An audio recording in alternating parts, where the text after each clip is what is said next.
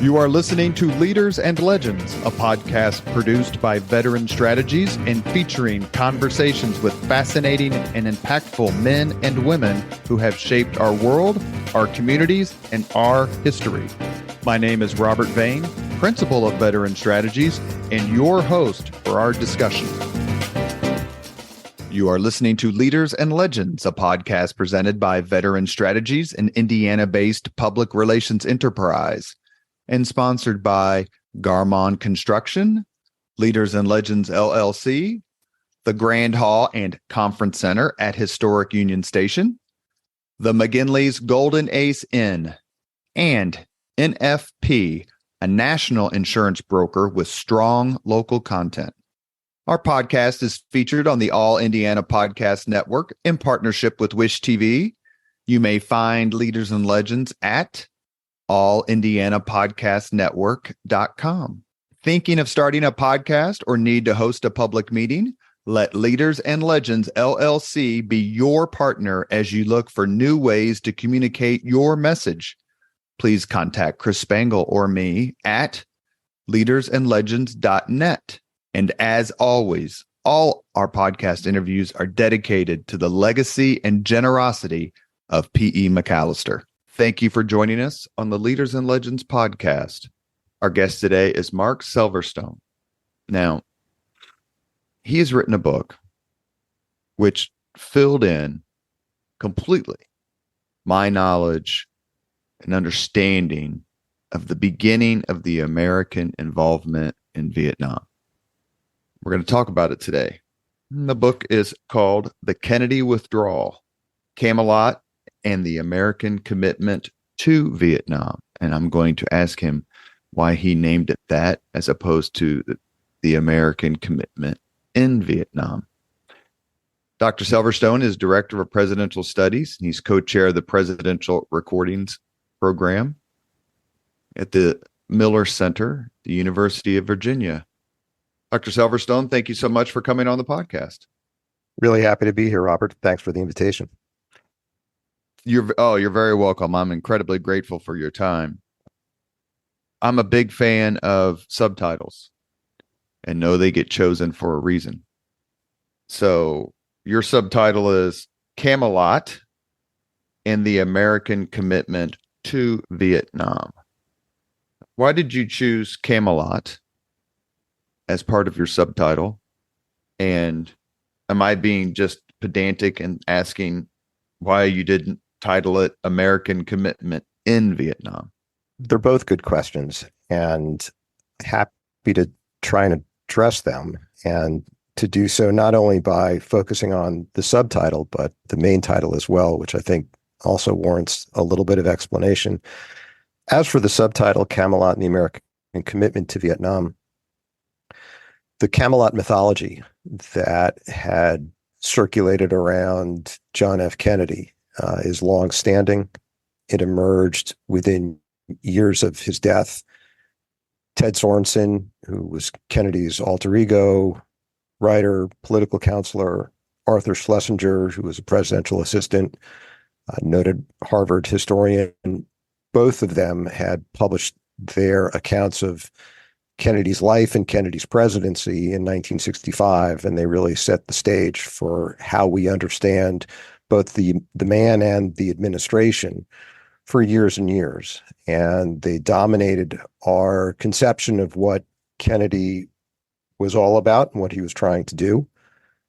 And it was against that image that decades of scholarship had to contend.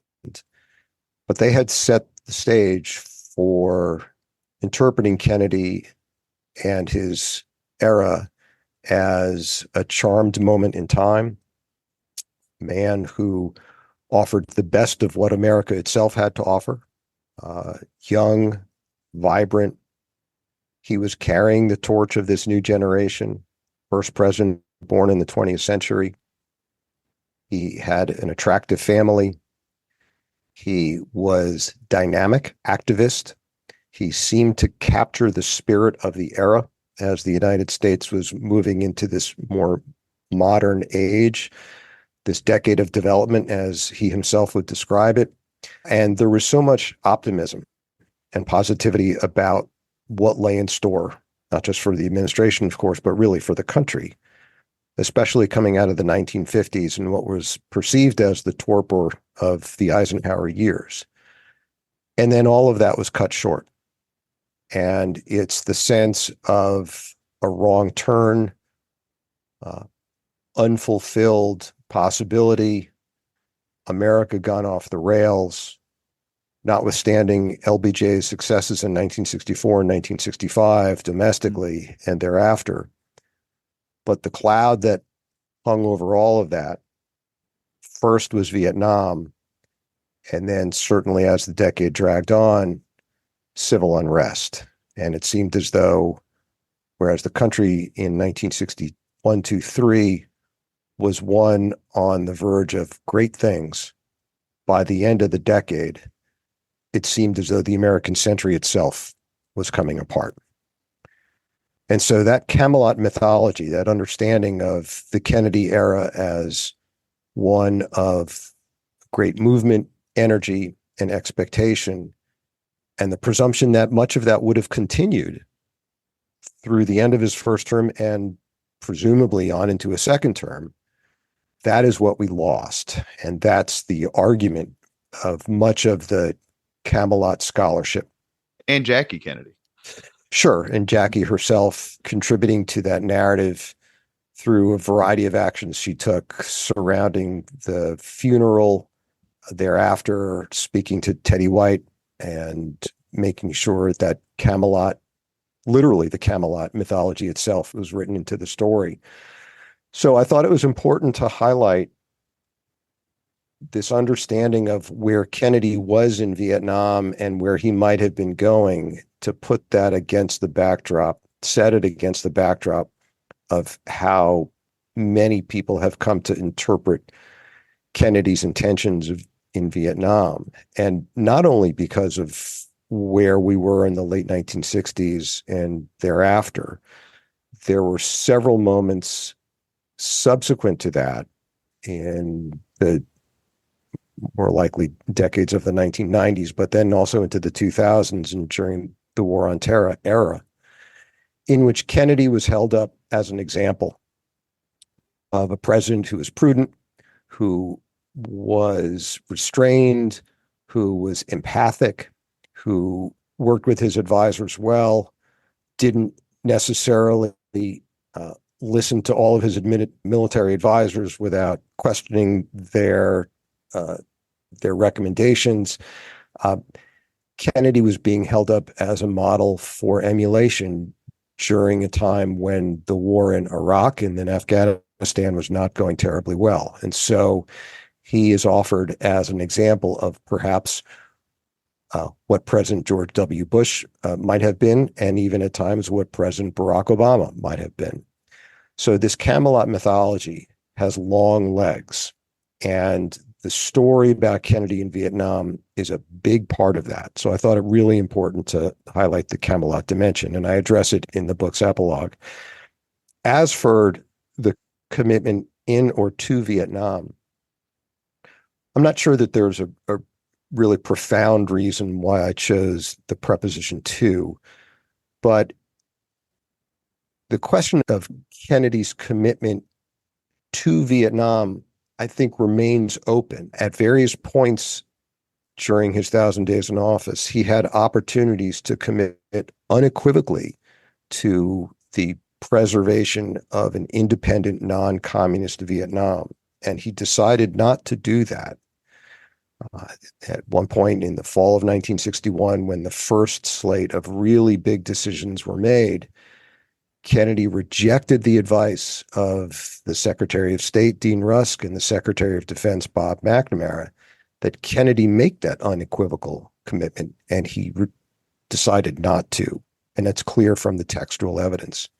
It's also pretty clear throughout the remainder of his presidency that he pulled back from any such commitment straight through to the end. And so the question of the nature of that commitment, I think, is significant precisely because the rhetoric that Kennedy and his advisors, but particularly Kennedy, was using surrounding Vietnam, rhetoric that would suggest that the fall of Vietnam would portend really dire consequences for the United States. That did not match with the reality of what he was prepared to do on the ground to preserve that commitment. And so the tension remained. And I think that was a problem for him and for subsequent administrations, the Johnson-Nixon administration going forward. You talked about so much to unpack there. It sums up your book wonderfully. I should say, and you correct me that if I'm wrong, that as we moved into the late 1960s and America started to question itself and its leadership being questioned and all this social and civil unrest, that the greatest accomplishment, perhaps scientific accomplishment in the history of the world, the moon landing, was very much a Kennedy achievement. I love the book. I'm sure you've read it, or maybe you reviewed it, American Moonshot by Douglas Brinkley. It lays it out that again, in this case, John F. Kennedy could have turned aside and said, we need to spend money on other things. This is a glamour contest. It's not important, meaning the moon, the Apollo program, the moon program. But he did the opposite. He doubled down on the moon program, but he never doubled down on commitment to Vietnam. Is that a fair statement? He certainly doubled down on the commitment to the moonshot.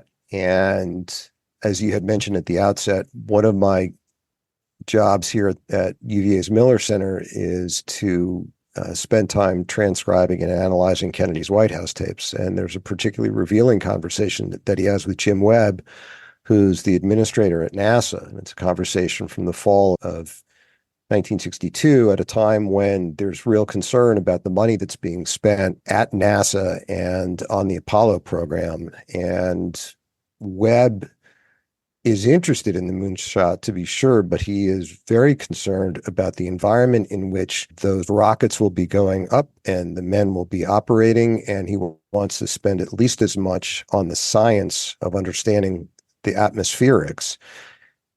And Kennedy essentially says, look, Jim, I understand what you're talking about, but really the whole point of NASA itself is to get to the moon. This is a race with the Soviets. This is about America's image in the world at a time when all these countries are becoming independent and they're looking to the US or looking to the Soviets for models of development. Who should they follow? And countries are lining up on one side or the other. And this is one way for us to demonstrate the value and virtue of a pluralistic society. And we're going to go hell or high water with this moonshot, as he says to students at Rice University. Why does the United States go to the moon? Why does Rice play Texas in football? Because it's hard. Mm-hmm. And we need to do hard things.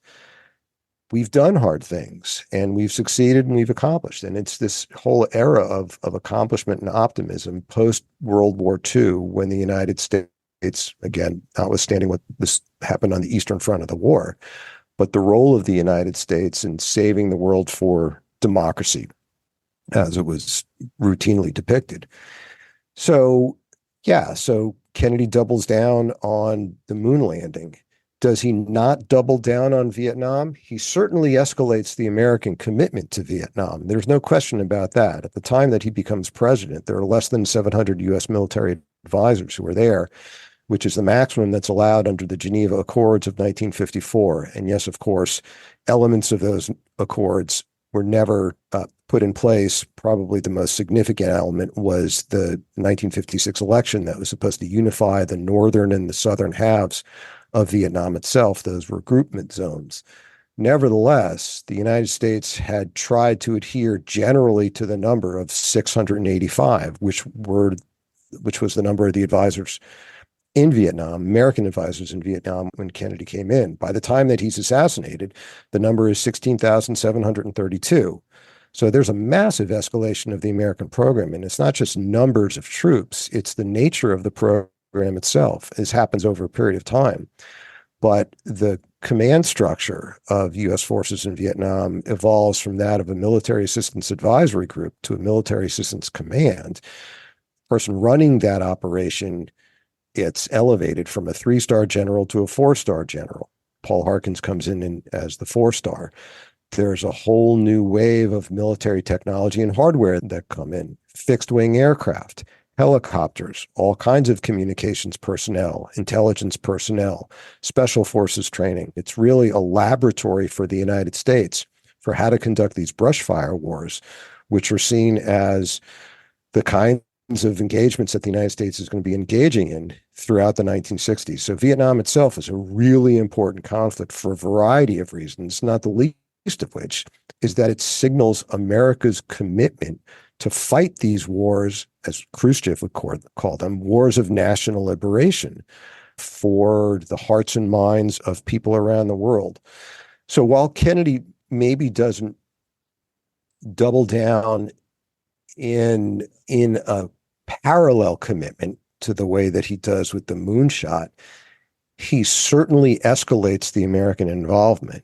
And I think there are any number of examples that you can point to. And it's not just those that I've reeled off before, but the elevation of it in the minds of the Vietnamese were important. It was important that the Vietnamese knew that we were doubling down because this was their war, as Kennedy maintained time and again. It was not our war. It was their war. But we need to stiffen their resolve. And so one way to do that is, yes, more money thrown at the problem, more men thrown at the problem, and the elevation of Vietnam in the global struggle between East and West. Lyndon Johnson goes over. The vice president goes over in May 1961. Additional American officials, private citizens, people of import go over to convey to them, hey, we're with you, but you got to fight, essentially. And again, the question of who it was who was doing the fighting, the nature of our ally over there, that's all highly problematic. But the idea is to convey the sense that America has made this commitment to Vietnam, albeit, as I noted at the outset, with something less than an entirely fulsome commitment. You're listening to the Leaders and Legends podcast.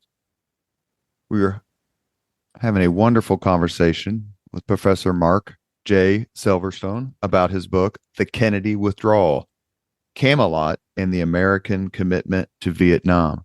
We are recording this conversation. We try not to date them unless it's germane or important, but on June 25th, which, if my math is correct, is the 74th anniversary of the beginning of the Korean War. How much did the Korean War enter into Kennedy's thinking? World War I, the Treaty of Versailles notwithstanding, the good guys win. World War II, clearly the good guys win. Maybe if we count Stalin as a good guy for purposes of this conversation. The Korean War, we didn't win. So now here's Vietnam. You also have in the late 40s, who lost China? Cuba has now gone, or should I say Cuba? Since we're talking about John F. Kennedy, I love it when he says that. I know that's how he pronounces it, but it's just funny to me. Anyway, did Korea play much of a role in their thinking on this? We can't have another draw. Yeah, Korea was a negative object lesson for Kennedy, and not just Kennedy, for Bob McNamara and for other members of the administration, as well as for the public, because Cuba was frequently held out as an example of what Vietnam was slowly becoming, what South Vietnam was slowly becoming, the commitment, the U.S. commitment to it. You're right to note that the Korean War ended with an armistice, not a peace treaty, 1953. A draw, essentially, basically status quo ante, unsatisfying to Americans, particularly who were hearing the kinds of apocalyptic rhetoric in the early 1950s. And what do you do with that rhetoric on the one hand, but a willingness to accept something less than a full loaf on the other hand? Kennedy was a congressman and then a senator throughout the course of the war, congressman initially and then senator after winning in 1952. The First Indochina War was also going on at the same time. which had begun in 1946 and extended to 1954. In fact, the Geneva Conference in 1954, there were a couple of installments of that. Not only were they focusing on how to wrap up this Franco-Viet Minh War in 1954, but they were also addressing the fallout of Korea, which again was just ended with an armistice and not a full treaty. So both of these considerations are working on Americans, including Kennedy at the time. Kennedy had been very critical, in fact, of the Truman administration in a variety of ways, had been concerned about the fall of China. Democrats were concerned about the fall of China, recognizing how it was being used by Republicans, certainly Joseph McCarthy and others, to suggest that Democrats should not be trusted with America's or protecting America's national security. And that's something that the Democratic Party would have to address throughout the 1950s and that Kennedy would carry with him into the presidency. But this nature of a limited war, how do you confront proxy conflicts in which, in many ways, the war in Vietnam came to be seen as a proxy conflict, that the real enemy was not necessarily Hanoi or even the National Liberation Front, the indigenous communists in South Vietnam, but really China. That's the source of all the trouble. You had mentioned Joseph Stalin previously. Stalin and Mao's correspondence following the establishment of the People's Republic of China. Stalin essentially says to Mao, you look after revolution in the East, we'll take care of it here in the West. We'll have our common form coordinating communist parties in Europe. There maybe should be a Far Eastern common form that the Chinese are in charge of. This is all part of a global Cold War, and in many ways, the Vietnam conflict gets wrapped up into that global Cold War. There's no question that Ho Chi Minh was a dedicated communist, had worked for the Comintern for years and years, and that as much as he was a Vietnamese nationalist, and he was certainly bona fide in that, as were many of his acolytes and aides, they were also still communists, and they were committed to the proletarian socialist revolution. And trying to disentangle the two was quite difficult. How does one do that? Do you prioritize one versus the other? If you decide that this is part of the socialist revolution, do you fight that battle in different ways than you would fight the battle if it really was first and foremost a nationalist revolution, initially throwing out the French and then trying to unify the country and keeping the West out? It's very hard to get a handle on good answers to all these questions, but they continued to circle around Kennedy and his aides. Korea was a part of that. Of course, Korea part of the global Cold War. But then during the course of the Kennedy administration, and here's where I'll extend my remarks about the influence of Korea, the United States was spending something like $500 million a year in South Korea just to keep that country afloat, to make sure that it was economically viable, to make sure that it had the military wherewithal to confront the North with a credible threat of violence and pain if it were to plunge south of the 38th parallel again. And as McNamara would tell Kennedy, South Vietnam is becoming another Korea. And it's a drain on America's resources, and we can't have that. And just like we had failed leadership at various times in South Korea, we have the same thing going with Ngo Dinh Diem and his regime in South Vietnam. Plus the fact that as the war began to mushroom in 62 and 63, more Americans are going in. It's clear that Americans are not just observers and trainers, but they're fighting and dying in numbers north of 100. It was the hottest war that America is involved in right now. People began to get really concerned that this is yet another Korean war. And words like quagmire start to emerge, America getting sucked into the quicksands again, another war on the Asian mainland. And supposedly we had learned our lesson. That was not such a good thing to do, 1950 through 1953. So Korea does loom large in the psyches of the administration as well as the American public. You mentioned World War II as well. I want to ask you, you mentioned something earlier about John F. Kennedy telling the brass the Joint Chiefs of Staff, the Pentagon. No, standing up to them. Kennedy famously was lieutenant junior grade, which makes, I believe, him an O2, the equivalent of a first lieutenant in the Army. He was in the Navy. Was it more difficult for him? Because not only is he standing up against stars and medals and ribbons and heroes in a lot of cases, Maxwell Taylor, especially, but he's also standing up against the heroes of World War II. These are the men who parachuted into Normandy. They're the men who held out at Bastogne. They're the men who swam ashore at Iwo Jima and Okinawa. Did he ever find that, in your view, did he ever find that more daunting, say, than standing up to a series of generals who maybe did the Persian Gulf War? And this is no insult. There's a qualitative difference between liberating Europe and liberating Kuwait. Did he have a sense of, these guys won the war and I need to listen to them, or that's the last war and I'm in charge of this one?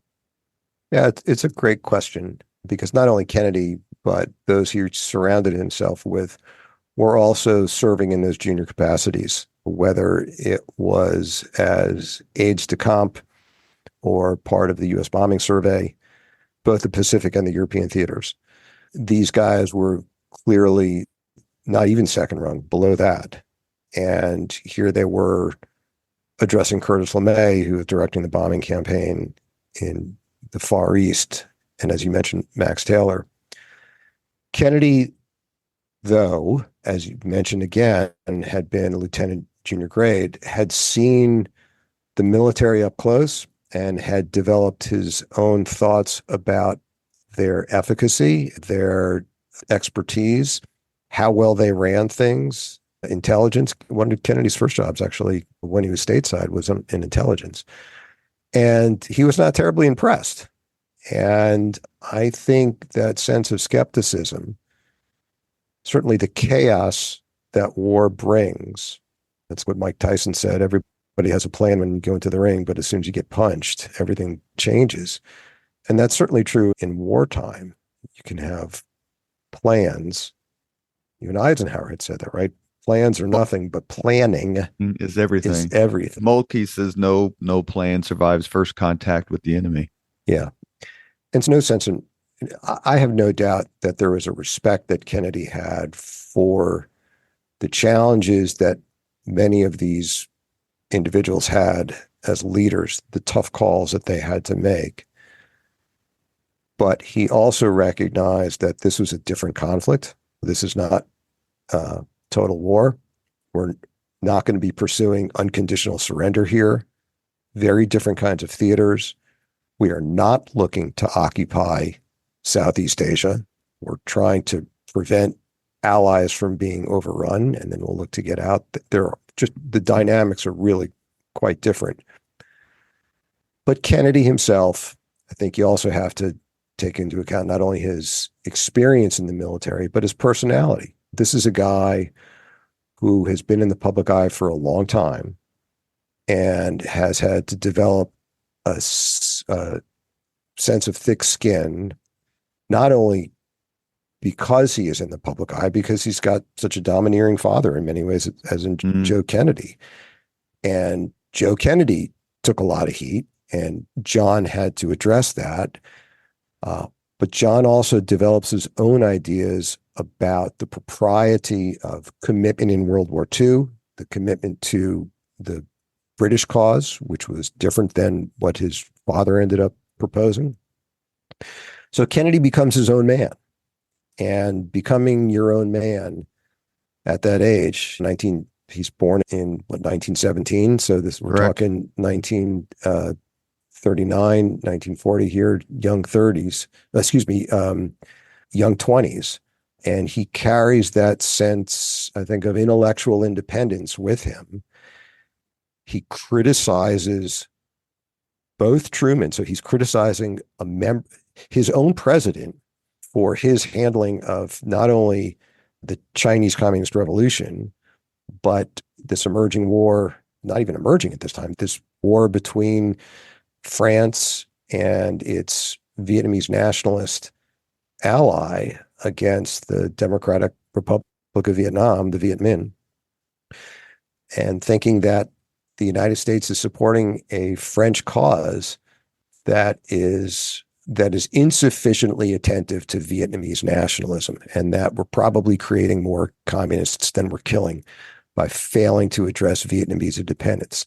He says it's something similar with respect to Algeria in the latter part of the 1950s. So he's somebody who comes into the Oval Office bucking the trend, speaking his mind, and posing as a fairly subtle, sophisticated thinker about the tides of history and the way that they're flowing.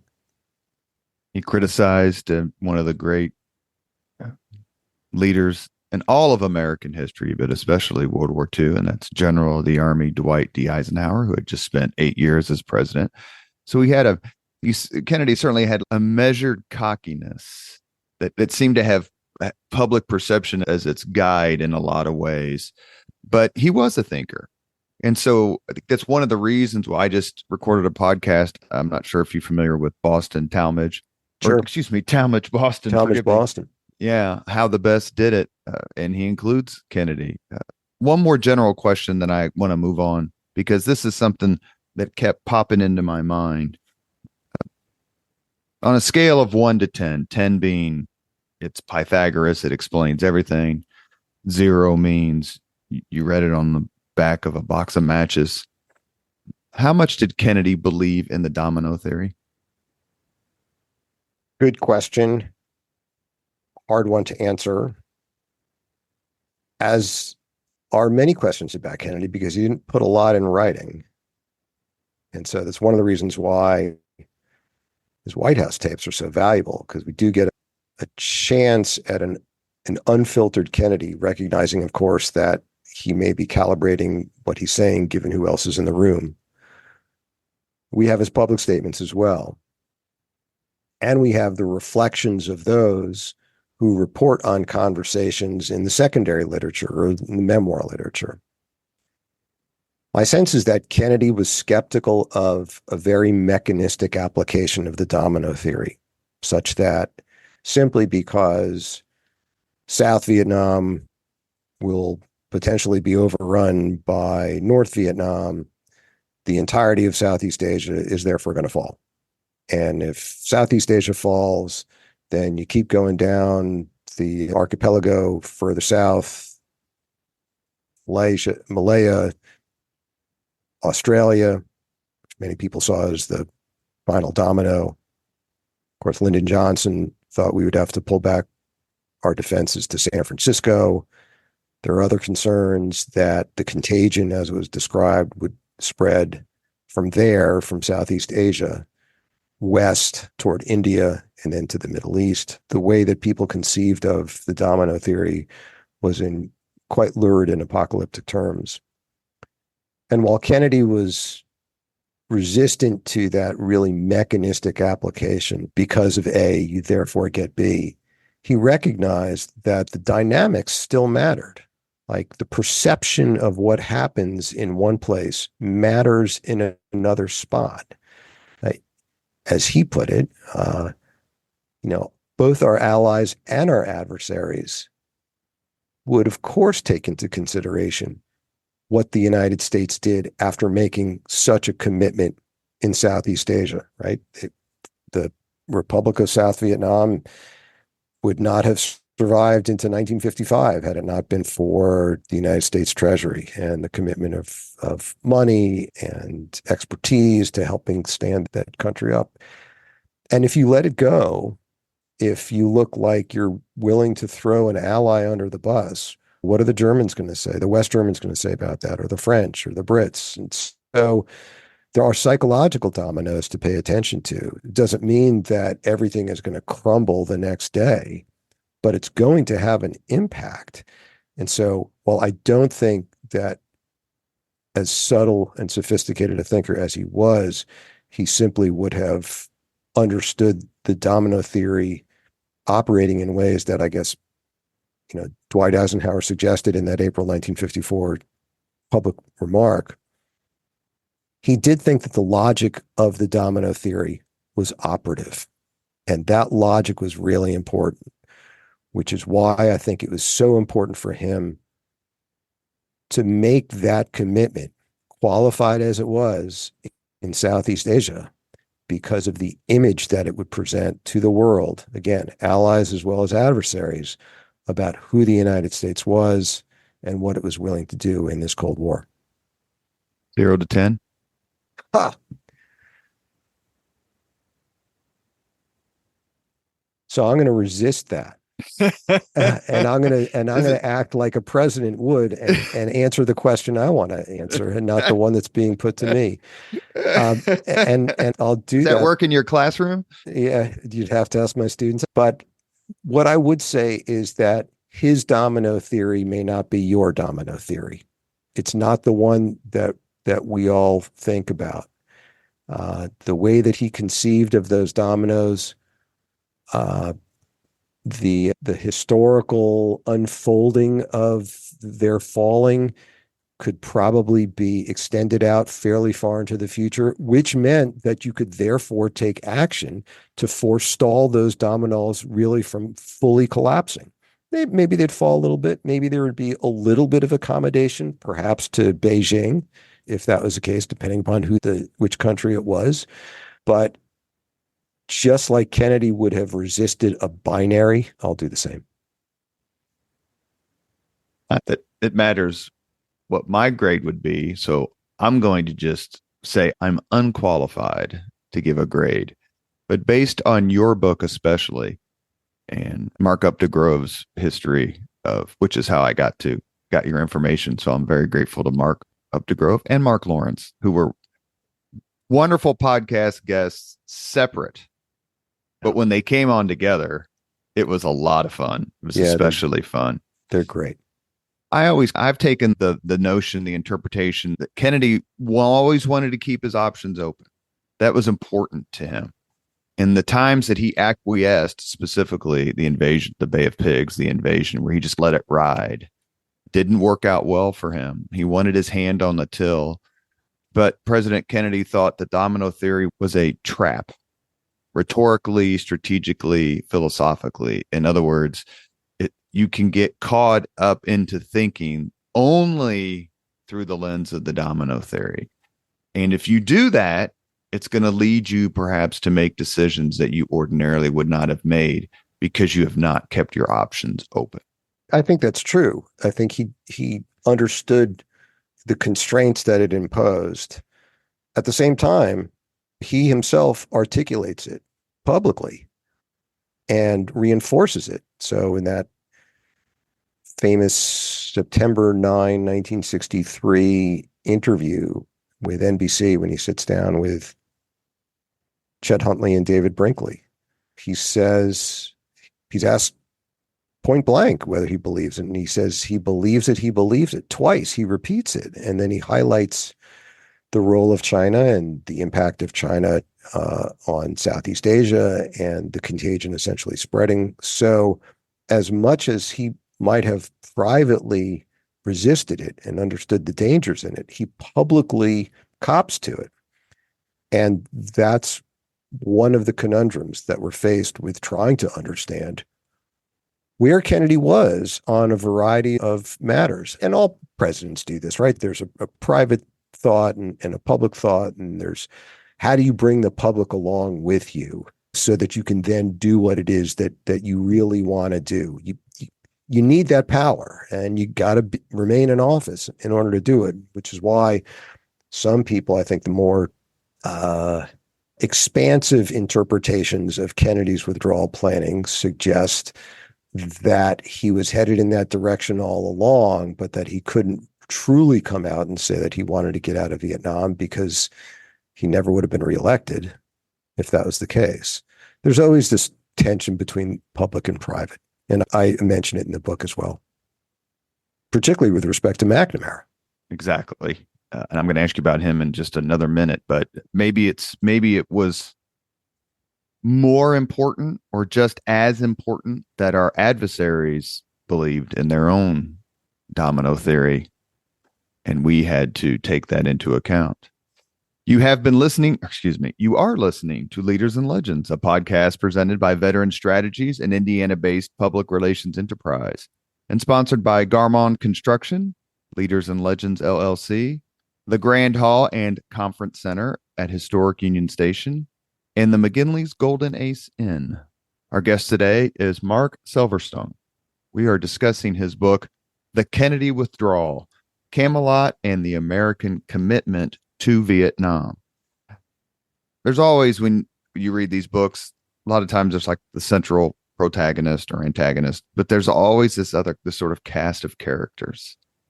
And there is no limit, apparently, to the cast of characters during this era of the Vietnam policy, and certainly towards the end. Of all the people who were involved, you mentioned McNamara and Rusk and Maxwell Taylor and Henry Cabot Lodge and Dean Acheson. All these folks, who do you think Kennedy should have listened to? Or maybe a better question is, who do you think, and it certainly could be someone I didn't name, who do you think is giving Kennedy the best advice?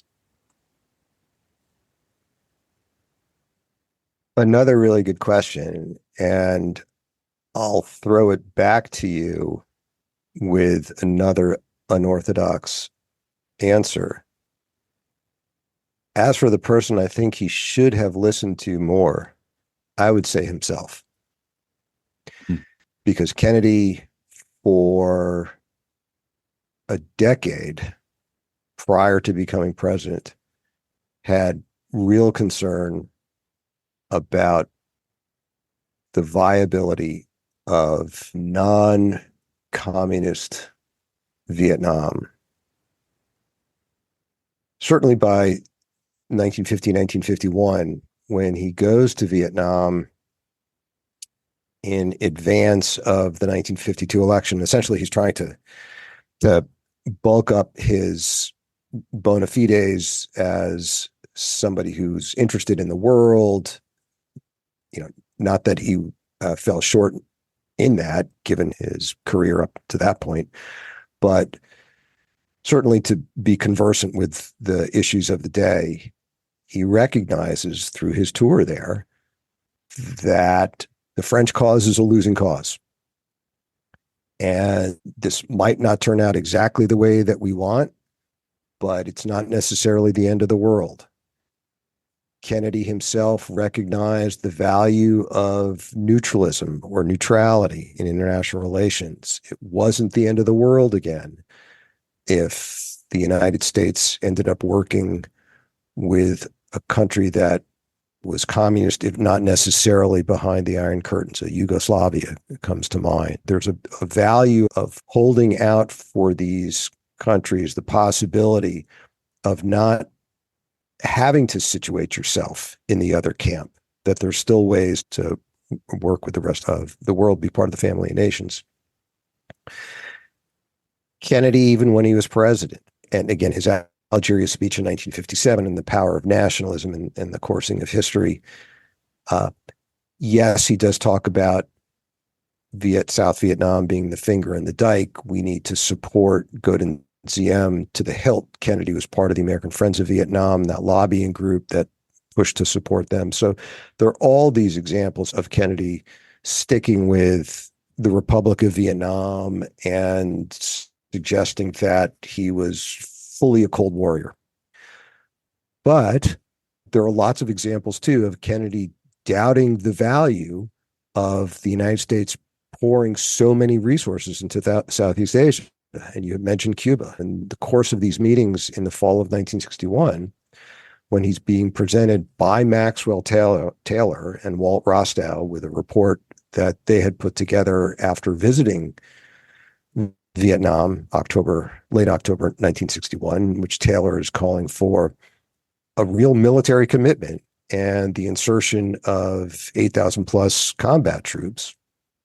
McNamara and Rusk recognized that if we go that route and the communists respond and the Chinese and the Soviets respond, we could face perhaps a situation in which we'd have to send in over 200,000 American combat troops. So this is a real big moment for Kennedy. essentially, he's saying to these guys who were saying the fate of the free world is at stake, say, wait a second. In late 1961, we had just gone through this exercise in Cuba where John Kennedy, decided not to see it through, not to put in American resources. We're essentially learning to live a little bit with Cuba. Yes, Operation Mongoose is going to be going on. We're going to try to destabilize the Cuban regime. And I think it was even more post-missile crisis where they were exploring ways to live with a communist Cuba. Kennedy says to the military brass and to his advisors as well, we didn't go into Cuba. Why should we go into Vietnam when it's so much farther away? It doesn't make sense. He refuses to make that categorical commitment. So Kennedy's on record discounting the value, let's say, of preserving an independent, non-communist South Vietnam. I believe that he sticks with the skeptics pretty much throughout his administration. He certainly doesn't side with the true believers. I would say that, like with Walt Rostow. And I think had he, for whatever reason, been able to follow through on his best hunches, insights, that he would have pulled back from a more fulsome commitment to Vietnam. He already pulled back from a categorical commitment. I think he was probably interested in trying to get out, which cuts to the heart of what the book is about. And if the stars aligned after re-election in 1965, I think he would have explored quite seriously and had been open to more sophisticated approaches to it than Lyndon Johnson was. But domestic politics is a rough thing. And even Kennedy's most ardent admirers would argue that Kennedy was going to stick it out at least through the 64 election, but then things might have changed afterward. I don't see Kennedy putting in 500,000 combat troops like Lyndon Johnson did, but I also don't see Kennedy being terribly willing to get out at any point during his first term. And again, it would have depended upon how things looked after January 1965 as to the extent and the velocity of an American departure. In a way, he was, please push back, he had his own sort of internal or tactical domino theory. So forget geopolitics. If South Vietnam falls, Cambodia falls, Laos falls, obviously you're talking about Thailand, then that starts to have an entirely different conversation. Right. But more money, more people, more troops, more combat troops, more prestige on the line, more rhetoric, more apocalyptic rhetoric. That's its own domino theory, completely separate from the geographic one against the communists. Is that a fair point? Yeah, I think it is a fair point. American credibility was at stake because Americans decided that American credibility was at stake. That's right. Yeah. Yeah. And if you're in that position and you do think that the fate of the free world depends upon what's happening in Southeast Asia, 10,000 miles away from American shores, then you're going to throw those resources in. In many ways, this goes back to the debates at the early Cold War and the writings of George Kennan and the writings of Walter Lippmann, and the question of what kind of a defense do you mount? A perimeter defense in which essentially all regions of the world are equally important. And if one of them falls, the whole thing can collapse, which is part of the logic of the domino theory itself, is that you have these cascade dynamics. And because of the rapidity at which international developments are taking place, things can go really quickly. Do you mount that perimeter defense? NSC 68, a defeat for freedom anywhere is a defeat for freedom everywhere. Or do you mount a strong point defense, which is what George Kennan was advocating for, in which you focus primarily on these regions of the world that are rich socioeconomically, industrially, the workhorses of the world, those industrial powers that are really most important for ensuring America's national security. And if that's the case, then Southeast Asia is comparatively not as important. Northeast Asia would be not as important as it would have been for George Kennan, even though he decided to back Truman's decision to send in American troops after June 25th, 1950, because of the image of the United States pulling back at that particular time. But it's this question of what's most important, and that's a matter of strategy. And in many ways, there is this real concern that the world was indivisible, that Saigon was as important as Berlin.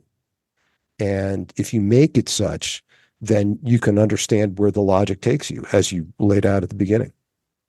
I don't recall Khrushchev ever saying Saigon is the testicles of the West. I believe that was a different city that you just mentioned, Berlin. Indeed. But I want to ask one more question, and we want to be mindful of your time. I'm loving this discussion as much as I enjoyed your book. Does Kennedy, however,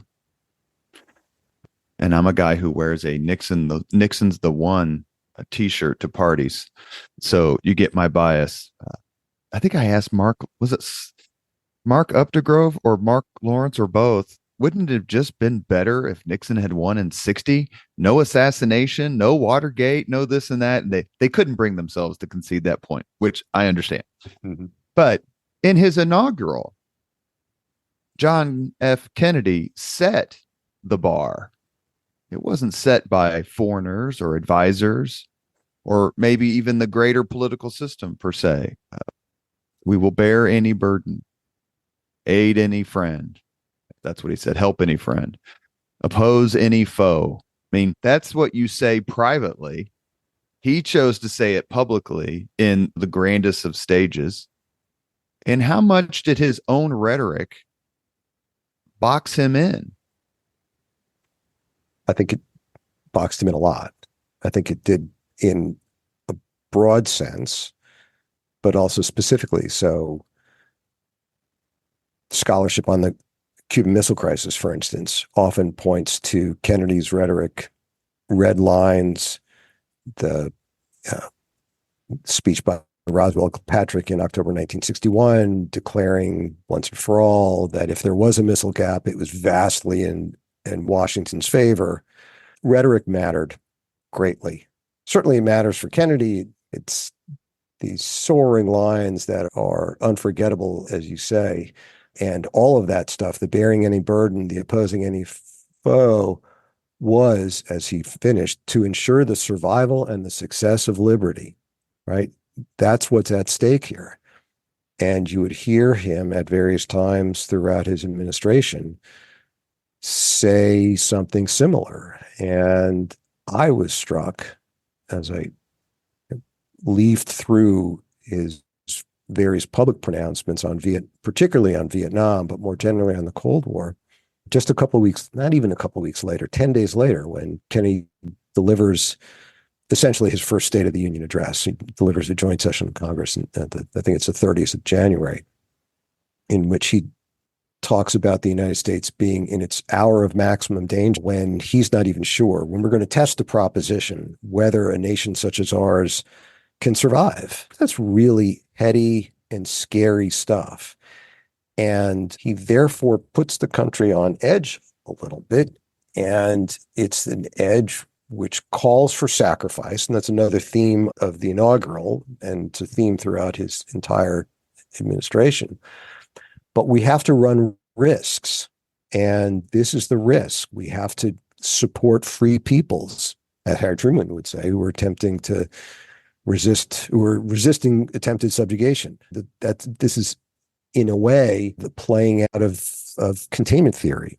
Generally, there's ins and outs to that, and people describe how much containment was truly involved versus personal partisan issues as well. But yeah, I think Kennedy's rhetoric is important. He continues to say that Vietnam is not vital. He doesn't use that language, which I think is significant, but it's everything short of essential that the United States stand tall in Southeast Asia. And so if you're trying to think about where Kennedy wants to get the country, and I have no reason to doubt that he didn't say, let's say, to Mike Mans, look, I think we should get out of Vietnam, but I can't do it until after 64, or else we'll have another Joe McCarthy on our hands. But I can do it after 65. I got to get elected. So as he says, then after Mansfield leaves the room in the spring of 1963, he says to his aide, Kenny O'Donnell, we better damn make sure that I get elected. I don't doubt that Kennedy has that sense, but he can't say anything to that effect prior to 64. And so it's the language again that tries to convey to the American people that Kennedy is serious, that he has resolve, that the Democrats are a party that's to be trusted with American national security, again, because of the hangover of the who lost China debate. All these things factor into preserving that American commitment to Vietnam at a time when Kennedy, I think, was doubting how deep that commitment really should be. Last two questions, make them a one-word answer. I know you can make these a one-word answer because they're not being graded. So, you can say whatever you want. Two things. It's January, February of 68. That's roughly the Tet Offensive, correct? Kennedy decides not to run for a second term. Lyndon Johnson runs, is elected, beats Goldwater convincingly. What do you think Kennedy's one-word reaction would be if someone says, we have 500 plus thousand combat troops in Vietnam? What do you think about that, Mr. President? Can I have a couple words? So I don't think Kennedy would have had, there would have been 500,000 troops in Vietnam at the end of the second Kennedy term. I think there would have been troops. But do you think he would have said, why? Or, wow, crazy? Or like anything like that? If he had been able to see what Johnson did compared to his own thoughts, could he even have fathomed 500,000 combat troops? If you're saying if John F. Kennedy had been alive in 1968 right, and Lyndon Johnson had been president throughout those 4 years, and therefore correct. I think he would have seen it as a total failure, a total policy failure. Just like Eisenhower saw the construction of an American presence on the continent of Europe at the end of his presidency and all those Americans there as a failure. I think Kennedy would have seen it as a failure. Plus or minus, let's say over under. I'll throw out a number. How many Americans would have been in Vietnam if Kennedy had been reelected in 64, which I'm going to assume he couldn't have been beaten. It would have been very tough. Goldwater certainly wouldn't have been able to do it. 50,000. 50,000 Americans in Vietnam at the end of a Kennedy second term. Less, fewer, or more? Fewer. We've reached the point in the Leaders and Legends podcast where we ask the same 5 questions of all of our guests. Dr. Selverstone, are you ready? Sure. What was your first job? The first thing that I got paid for, probably as a busboy at Oliver's Restaurant in Westport, Connecticut. What was your first concert? First serious rock concert. Yeah, you paid for. Chicago. I watched just last night. I don't know if you've seen it on YouTube, an absolutely brilliant version of 25 or 624 with Terry Kath on lead guitar. I'll send you the link. It's absolutely astounding. Yeah, I think I was 7th or 8th grade. That's a pretty good first concert. Yeah. Number 3, if you could suggest any book for someone to read, which book would you recommend?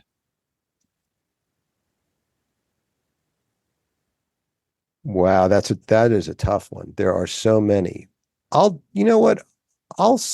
mention the book that kind of got me into the line of work that I'm into.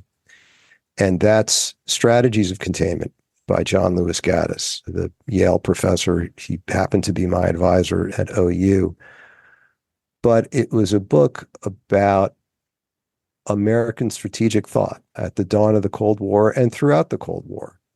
And it was the book that opened my eyes to how fascinating this whole field of study was and helped me understand why we were in the position that we were in during the Cold War. I was not as interested in politics and history perhaps as I should have been in college, but by the end, I was locked in. And strategies of containment, I think, really sent me on my way. I hate to be a broken record, but my son, who's 23, just finished his first year of law school, but enjoys history, not as much as his old man, but enjoys it. So he's watching some Cold War documentaries, and I have some books on my bookshelves downstairs, and he says, which one? He goes, maybe I need to read about this a little more. And I said, there's a book called A History of the Cold War by John Lewis Gaddis. Start there. Yeah. If you can understand his thinking, you'll understand the Cold War. Yeah. I would say, as an addendum, because strategies can be a little dense certainly for non-specialists, Evan Thomas's and Walter Isaacson's The Wise Men, which is a great narrative of that period in time through the lens of 6 important individuals present at the creation, as Dean Acheson said. I'd love to have both of them on my podcast just to talk about that. Sorry. 4th question. If you could witness any event in history, be there in person as it happens, which event would you choose? Wow.